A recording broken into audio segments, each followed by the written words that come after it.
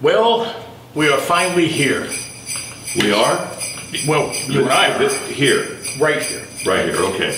It's the Christmas season, the holiday. It's here. This is sort of towards the end now of the second year of Surflight in its whole new redevelopment stage, and we're at the holidays. So at the holidays, we try to do something very, very extra special. This particular year, we're doing the world-famous movie, now a play, now a musical, called Elf.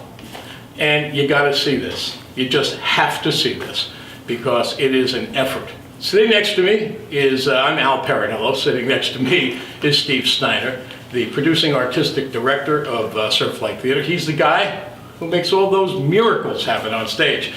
And believe me, this particular production, miracle after miracle. Hi, Steve. Hi. Welcome. Thank you. We are here. Yes, we are.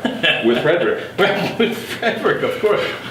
So, Elf, I mean, you've been through all this rehearsal process, and Elf is alive and well inside those doors. We can't go inside today because they're on stage and they're getting it all ready. But any significant things going on in rehearsal? Right now they're working on some last-minute technical things. We've added some fog to the ice skating scene and to Santa's sleigh in Central Park, and we've also got some projections that are kind of last minute. They did the video editing on it, and so they're just teching all that stuff before we do the first performance this afternoon. I tell you, sometimes, do you feel like God sometimes? We're doing a Rockefeller Center ice skating scene. No, but thank goodness we have some help from him.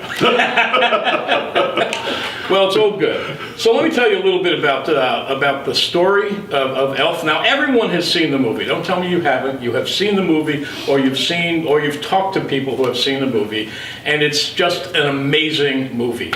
Now, this movie was a gigantic hit. And let me tell you how it works a little bit, taking a movie and producing a Broadway show or a Broadway musical. But this is so unique because they never thought that this would be a 12-month run or a 3-year run. Matter of fact, they were very happy in 2010 if it got perhaps 10 weeks, 8 weeks, something like that, just around the holidays. But everyone said it wouldn't work, and it's a lot of money to mount these shows, but they did it anyway. Well, here's what happened. Not only did it work, but the darn thing was producing about $1 million a week. Everybody wanted to see Elf, the musical. And that first year, as a matter of fact, it came in, I believe, third, right behind two real blockbusters, which were, what the heck were those? Was Wicked, probably, and Lion King. That's it, Wicked and Lion King. Can you Just believe a that? guess. Yeah, exactly. But the truth of the matter is that here's this little show, this concept, this idea was only going to be there for a couple of weeks, and suddenly it's like the third largest Broadway production doing over $1 million a week. That's the power of Elf. Tell us a little bit about the story, Steve. Well, obviously it starts with our narrator, who in the Broadway show version, which we're doing, is Santa rather than an elf. Santa starts by, sitting there and starts by reading the story of Buddy the elf. And the beginning of it where Buddy crawls into the Santa's sack. And we find that out when he tells Buddy that he's human, when he discovers the elves Well, he's talking. about 10 times the size of the little elves. Oh, absolutely. Oh, absolutely. Well, the elves are probably about that tall, and our Buddy is 6'4". So Buddy now has this desire to, when he figures out that he's human, he's got to get back down to Earth. And he's got to find his real family. Sure. Absolutely. And a bunch of nonsense ensues in that process, and that's what makes this so charming. Now, here's some interesting facts about the difference between the movie and the stage musical. Number one, the person who is telling the story is now Santa Claus. Mm-hmm. In the movie, it was an elf. Number two, Santa now uses an iPad, not a telephone.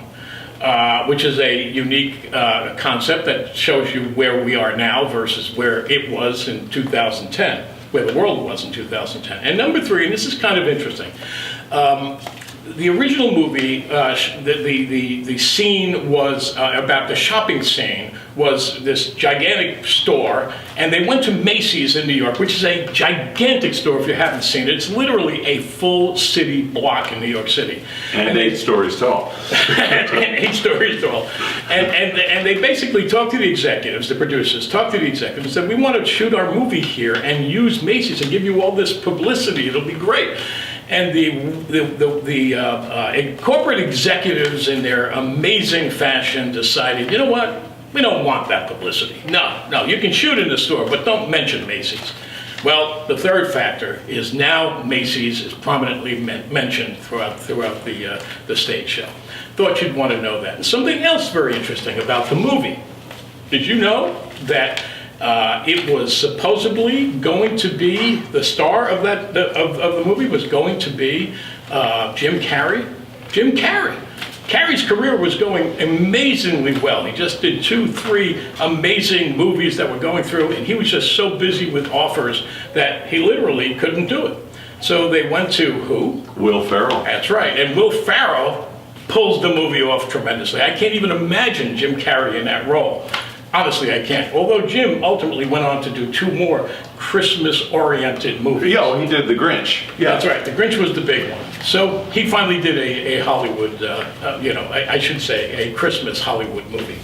So about Steve, tell me what you've done in terms of replacing Will Ferrell. Who we have? Well, you don't replace a movie star with that kind of magnetism and charisma, and somebody that's so identified with very specific character roles like Buddy the Elf and Ron Burgundy. Right. So what you do is you find someone who has the extraordinary, who is able to play, not who is able to act, the extraordinary enthusiasm and naivete of Buddy the Elf. And I bet you found someone. Oh, absolutely. Cole McKinley's terrific. He was with us last Christmas in our show that we did, and he's back in the leading role in this one. You got to see this, folks. Really, you got to see this. Let me tell you what some wise folks said about the musical, and so that you can get a real good sense of what you're about to see. So let's start at the beginning. The New York Times, a splashy, peppy, sugar-sprinkled holiday entertainment. A tight, polished, expensive-looking affair that has enough jokes for adults and enough special effects for kids. That was ABC News. Elf the musical makes the movie look nuanced. Heck, can you believe that? That's the Washington Post, and this is my favorite. This is my favorite because it tells you who should actually come, buy a ticket, and see Elf.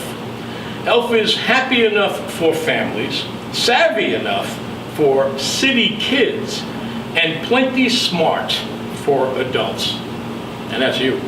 Variety said that, and I think, Steve, you would agree, would you not? Oh yeah, it's great fun. I've sat through the last couple of rehearsals, watching the dress rehearsals. It's really fun. Paula Hammond Sloan again has knocked the ball out of the park with her staging and choreography and direction.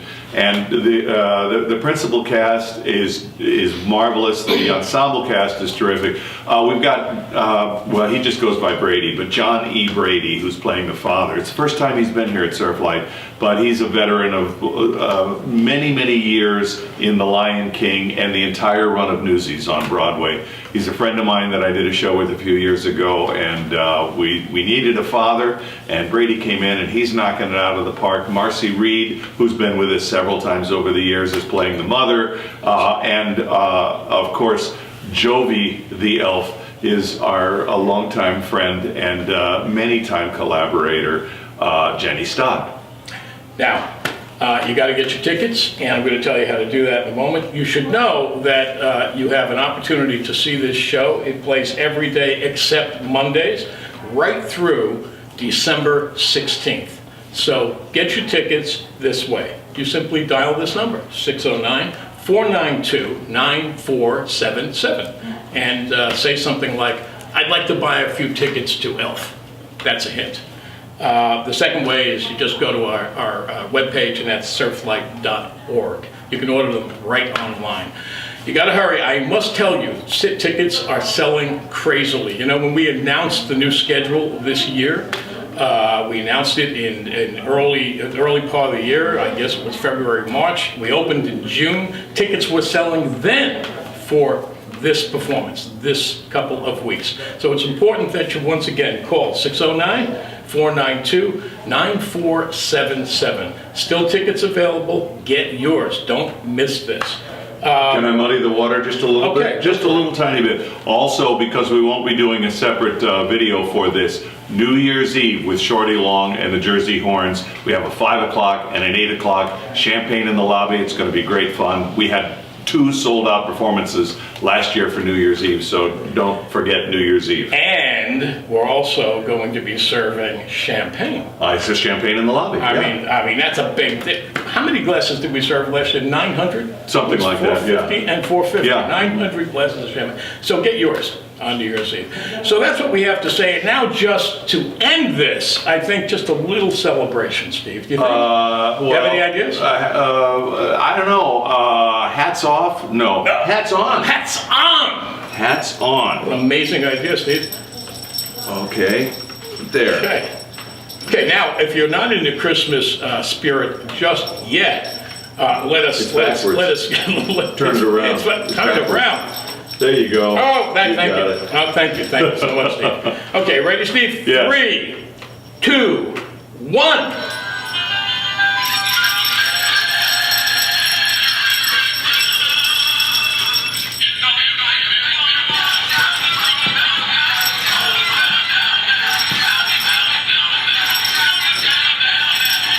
Merry Christmas. Merry Christmas to you. Happy New Year.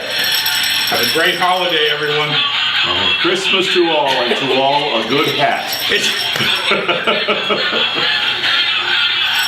Can't beat that. Thanks, folks. See you next year. Keep it going. Buy some tickets.